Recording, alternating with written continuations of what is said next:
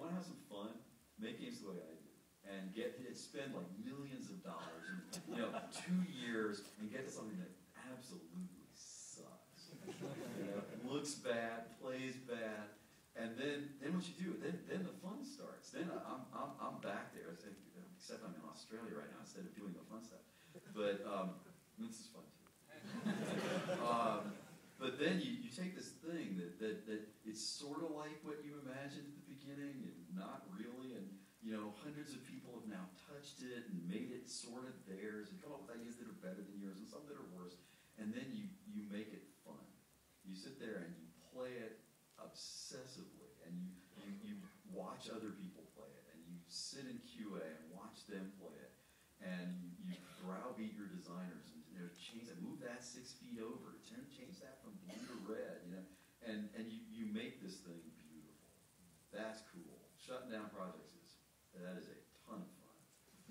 It is. No, I mean it. It's magic. There's that boring bit in the middle. If I could just get rid of that and go right from fun to fun, I'd be the happiest guy in the world. Maybe all of it. Yeah. Just straight fun all the way. Yeah. I'm going to talk about Deus Ex because it is the greatest PC game ever made in the history of the world.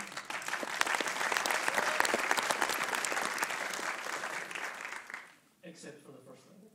Oh, that first level was magical. Are you kidding? So the reason I want to talk about that is because for a very long time I maintained that the first level was not enjoyable.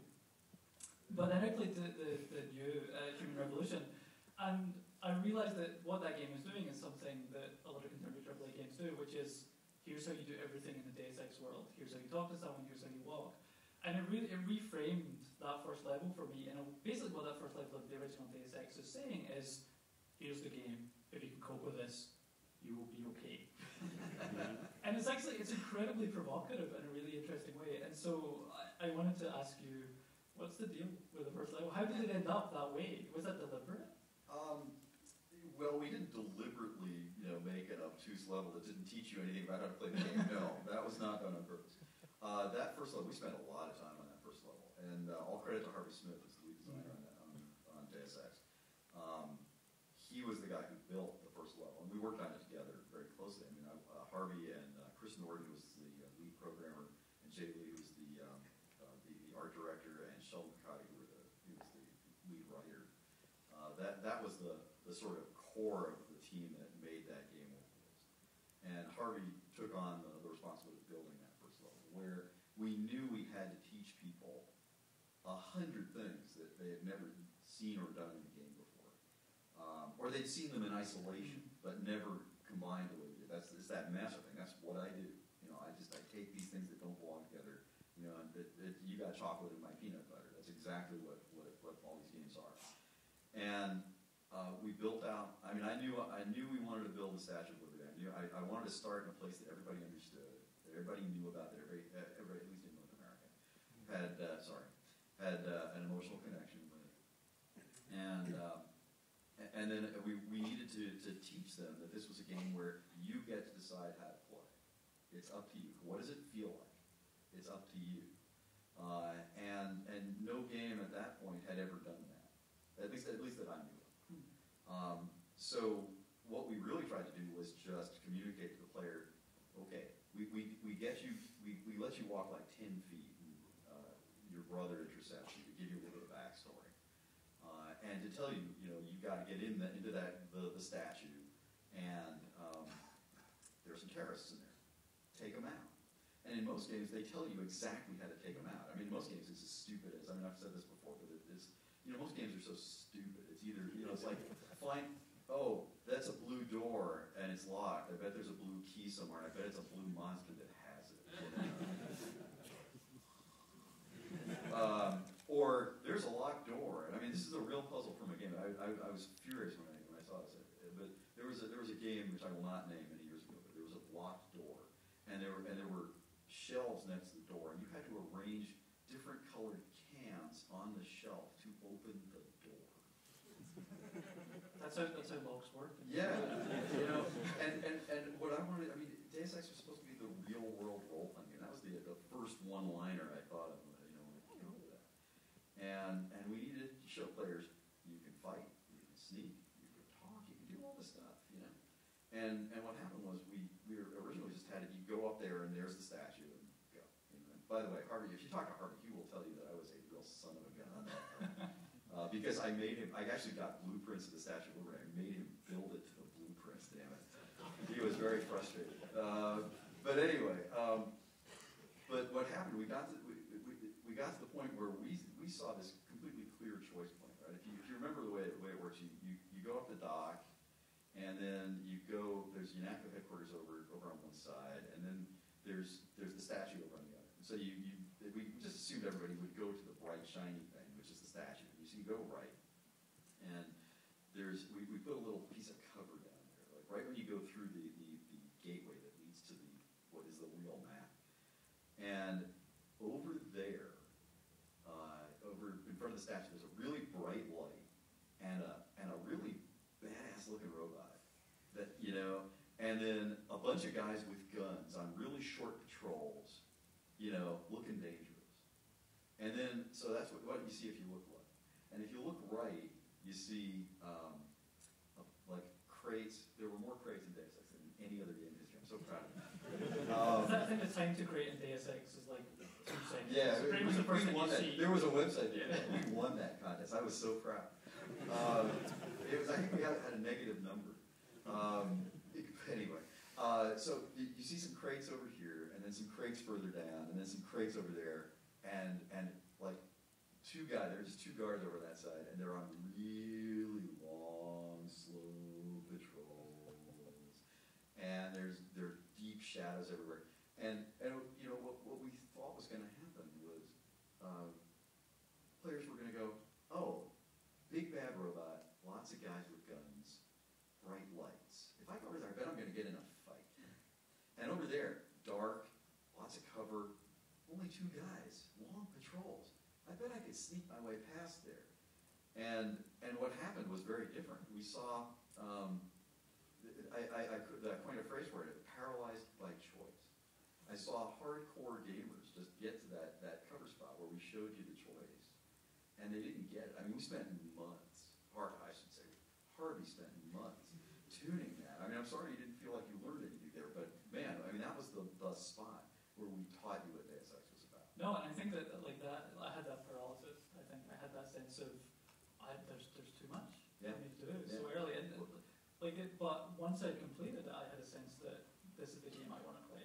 Well, think about what you just said though. It's absolutely true. Gamers paralyzed by choice. We are the medium of interactive entertainment, and we had spent at that point. That was what we started working on that in 1997. So 25 years of training players not to think. You know, that's what games have done. That was my frustration. Games had taught people not to interact. You know, the only thing you were supposed to think about was read the mind of the designer. How did the designer want you to get past this? And there's great joy in that. I mean, I certainly to this day play games where all you're doing is trying to figure out what the designer wanted you to do, and the joy of that is I'm smarter than Shigeru Miyamoto, which by the way I'm not. Or I'm smarter than the designer. I outsmarted that guy. It's a competition, and I didn't want to have a competition. I wanted to have a conversation. I wanted players to be the ones who were expressing their creativity, not me. And we had to teach players it's okay to make a choice. It's just a game. Nothing really dies. You know, failure. Oh my God, restart. But the other thing about that first level that I think your mileage may vary. I thought we ended up tuning that first level pretty well to teach you what Deus Ex was all about. I think in retrospect, I totally agree. Well, you don't have to, by the way. No, you can say that level sucked, and that's fine. But there was one problem that we never actually solved.